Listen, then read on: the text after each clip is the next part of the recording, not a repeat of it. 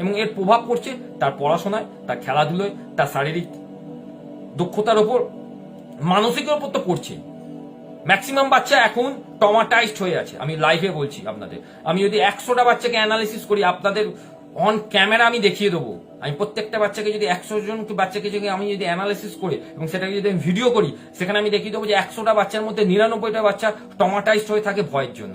এবং তাদের যদি আমি ভয় নিয়ে প্রশ্ন করি, তারা আগেই বলবে সে ভয় পায় নয় মাস্টারমশাইকে, মানে বা টিচারকে, স্কুলের টিচার হোক বা বাড়ির টিচার হোক, নয় ভয় পায় তার বাবাকে, নয় মাকে, নয় ভয় পায় দাদু দিদা বা কাকা কাকিমা বা জেঠু জেঠিমা বা ইসেট্রা ইসেট্রা ইসেট্রা যাকে যাকে।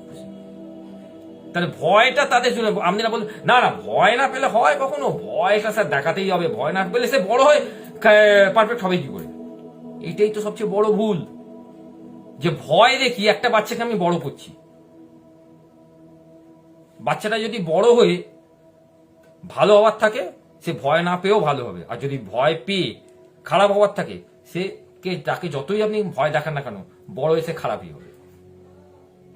অর্থাৎ এইটাকে ভেবে রাখাটা সবচেয়ে বড় আমাদের ক্ষেত্রে বোকামো, যে ভয়। কেন আমি ভয়টা দেখাবো? কেন আমি ভয়ের উপর বেস করে আমার বাচ্চার ক্যারিয়ারটাকে তৈরি করবো?